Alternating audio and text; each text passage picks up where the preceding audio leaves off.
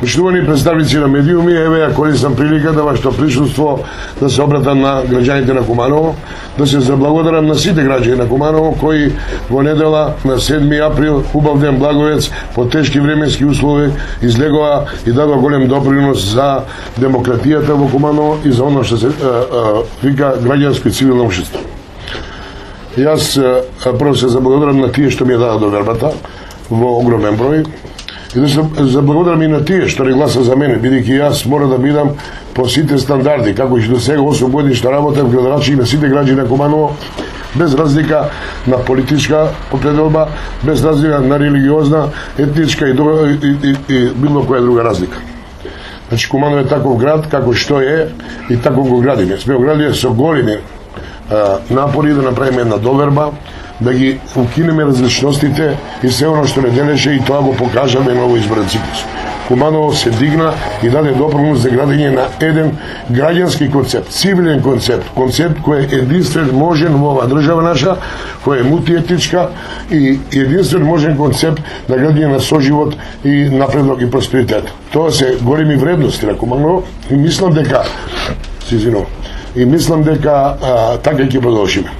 Од се срце ви се заблагодарувам на сите, вас медиумите, граѓаните, сите оние кои дадоа допринос да овој изборен циклус заврши овака и да дојдеме во состојба да продолжиме да градиме еден соживот, еден напредно, просперитетно и европско Куманово.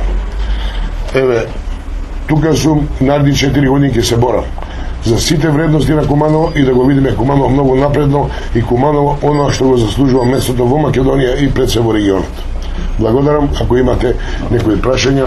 И ја користам приликата ден на робите 8 април да им се заблагодарам, бидејќи тоа се едни лојални гласачи кои секогаш давале голем допринос за социјалдемократијата и за Сојузот, и сметам дека од ова место и честитам празникот ден на робите ќе продолжам со имплементација на она што се вика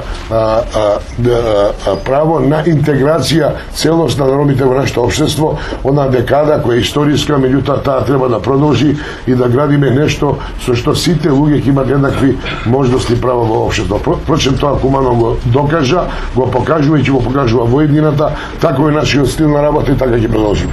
Благодарам. Дали имате прашање за регуларноста на изборите? Јас у неколку наврата давав конвенција за печат, ќе кажуваат аналитичари, политичките науки и оние кои се задолжени да го спроведуваат изборниот процес. Пред се меѓународната заедница, ОДИХР и ОПСИ. Затоа оставам извештаите да си го кажат своето. Она што се вика пријавување на неправилности, односно приговори до ДИК, е нивна работа. Они ако сметат дека треба да поднесат, ќе поднесат.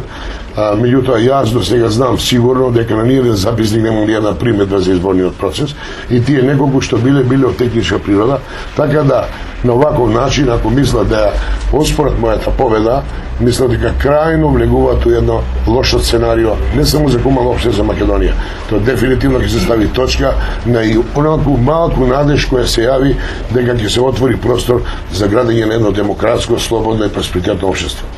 Ако се добро осеќаваме дека и на првата конвенција за печат кажав дека стартуваме од нула, дека имаме 16.000 гласа кои биле дадени на други политички опции или кандидати за градоначалници.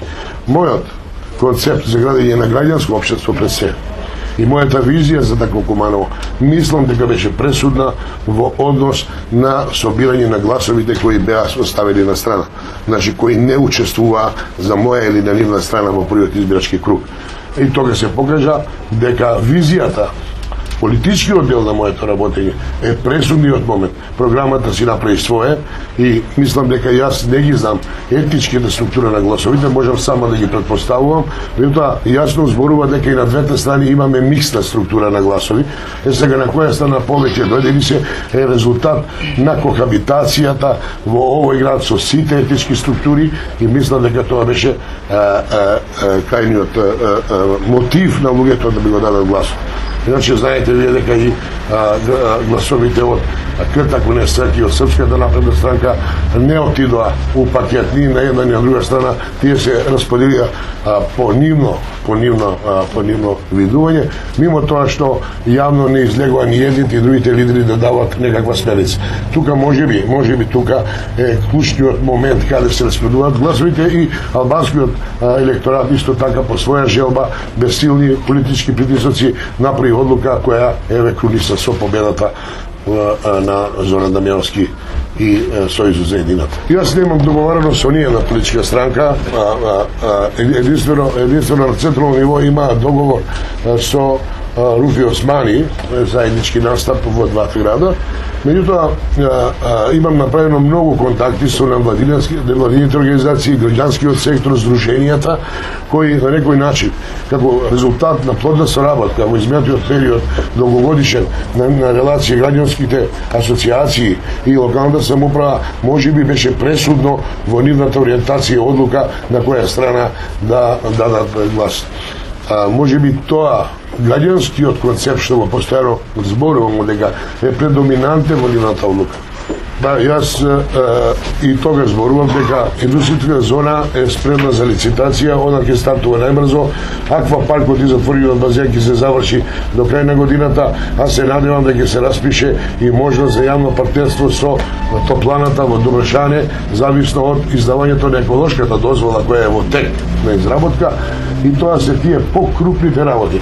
А за оние моето мало проектот и потребата на граѓаните од местна заедница, од местните заедници уште од поетаблирање на Советот ќе почнеме со развојната програма и имплементирање на најжешките точки каде ги зацртаме во нашиот контакт со местните заедници. Па имаме 12, меѓутоа имаме уште 9 кои се на маса за разговарање.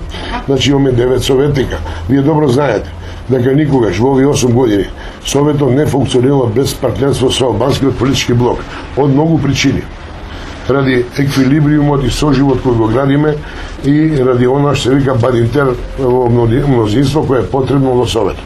Значи, од неколку причини и од практичните работи, разговорите на маса ќе продолжат во однос на формирање на мнозинството во Советот и со тоа да се отпочне да се работи она за кое и нивните програми и нашите програми треба да одговорат на граѓаните.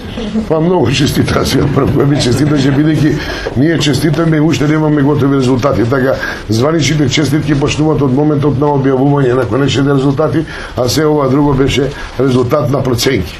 Ние имаме проценка дека во првите резултати имаме добра разлика и дека ќе победиме. Тука мојот штаб кој работеше изузетно квалитетно и мора да ја искористам приликата и да се заблагодарам на сите од штабот и на советниците и кандидати на советничката листа, бидејќи сите заедно у нетешките моменти се сплотивме и направиме еден квалитетен резултат кој е историски за Куманово. Мислам дека е овој историски резултат за Куманово. И јас со него имам добри човечки односи и сметам дека така ќе продолжам да ги градам. Ако сака да ми е честита победата, јас ќе ја прифатам, ќе седнеме, ќе пиеме кафе и пред медиумите ќе се обратиме.